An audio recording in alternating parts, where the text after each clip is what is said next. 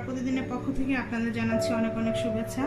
আজকে যে রেসিপিটি আমি আপনাদের জন্য তৈরি করব তা হচ্ছে লোট্টা শুটকির ভর্তা। তো আশা করি রেসিপিটি আপনাদের সবার ভালো লাগবে।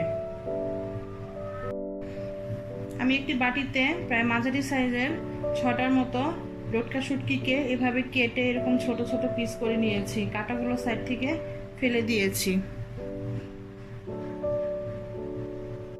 এখানে আমি নিয়েছি ছোট ছোট 2টা পেঁয়াজ এরকম কিউব করে কেটে নিয়েছি, আর নিয়েছি 1.5টার মতো রসুন এভাবে কেটে নিয়েছি, আর শুকনো মরিচ নিয়েছি 7-8টার মতো। আপনারা চাইলে কাঁচা মরিচ ইউজ করতে পারেন, তবে শুকনো মরিচ দিয়ে ভর্তাটা খেতে বেশি ভালো লাগে। আমি চুলাতে একটি কড়াই বসিয়ে দিয়েছি, কড়াইটা গরম হয়ে গেছে। তো এখন দিয়ে দিচ্ছি 1/4 কাপের মতো সরিষার তেল।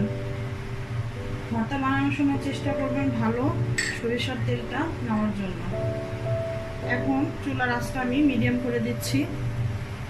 এখন দিয়ে দিচ্ছি শুকনা মরিচগুলো, হালকা করে একটু মরিচটা আগে ভেজে নিচ্ছি। মরিচটা ভাজা হয়ে গেছে। এই পর্যায়ে দিয়ে দিচ্ছি রসুন কুচি, আর দিয়ে দিচ্ছি পেঁয়াজ।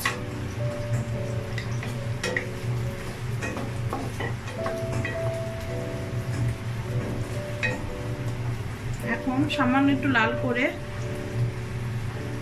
পেঁয়াজটা, রসুনটা, মরিচটা ভালো করে একটু ভেজে নিচ্ছি। আমার পেঁয়াজ, মরিচ আর শুকনা মরিচ, পেঁয়াজ আর রসুনটা ভাজা হয়ে গেছে। তো এর থেকে বেশি লাল আমি আর করবো না, এখন নামিয়ে ফেলছি। আমি সবগুলো মশলা নামিয়ে ফেলেছি একটা প্লেটে এভাবে। এখন চুলাতে যে তেলটুক আছে এই তেলটুকের ভিতরে আমি দিয়ে দিব শুটকিগুলো।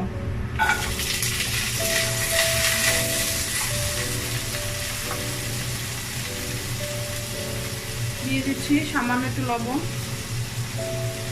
খুবই সামান্য পরিমাণে 1/4 টিস্পুনের মতো একটু হলুদ দিয়ে দিচ্ছি, 1 চিমটি পরিমাণ।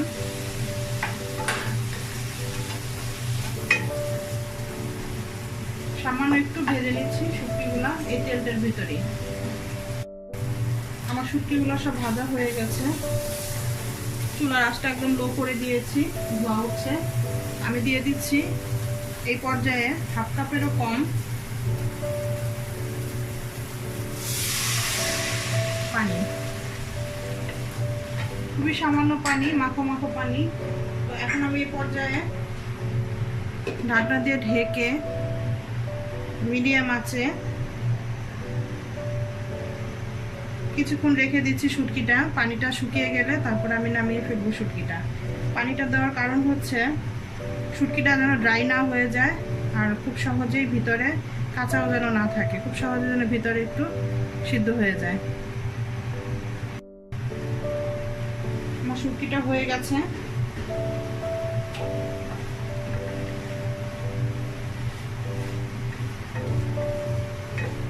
চুলার জালটা বন্ধ করে দিচ্ছি। বন্ধ করে শুটকিগুলো একটি পাত্রে আমি উঠিয়ে নিচ্ছি।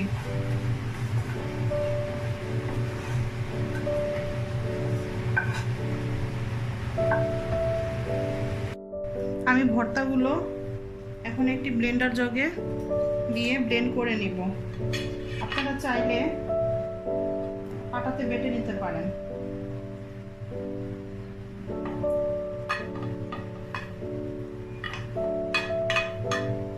ব্লেন্ডার জগের নিচের দিকে মাছগুলো থাকবে, শুটকি মাছগুলো, আর উপরের দিকে থাকবে পেঁয়াজ মরিচগুলো। এতে করে মাছগুলো সহজেই মিশে যাবে।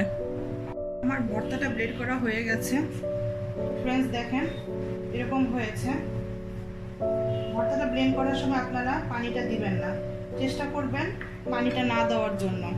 আর যদিও একান্ত পানির প্রয়োজন হয় তাহলে একটু সরিষার তেল আপনারা জগে ঢেলে দিতে পারেন। খুব সামান্য পরিমাণে দিবেন, অল্প অল্প করে, লাগলে দিবেন, না লাগলে দিবেন না। এখন আমি এই ভর্তাটার ভিতরে একটু অ্যাড করে দিচ্ছি সামান্য একটু আদা কুচি, 1/2 চামচের মতো। এটা অপশনাল, আপনারা ইচ্ছা করলে দিতেও পারেন, না দিলেও কোনো সমস্যা নাই। আমার কাছে ভালো লাগে তাই আমি শেয়ার করলাম আপনাদের সাথে। এখন একটু পরিবেশন করে দিচ্ছি। তো ফ্রেন্ডস, হয়ে গেল আমার লইট্টা শুটকি ভর্তা। তো আশা করি রেসিপিটি আপনাদের ভালো লেগেছে। যদি ভালো লেগে থাকে তাহলে অবশ্যই আমাকে একটি লাইক দিবেন, কমেন্টস করবেন, শেয়ার করবেন বেশি বেশি। আর আমার চ্যানেলে আপডেট পেতে আমাকে অবশ্যই সাবস্ক্রাইব করবেন। সাবস্ক্রাইবের পাশে বেল আইকন বাটনটি একটি ক্লিক করবেন। আজকে এই পর্যন্তই। আল্লাহ হাফেজ।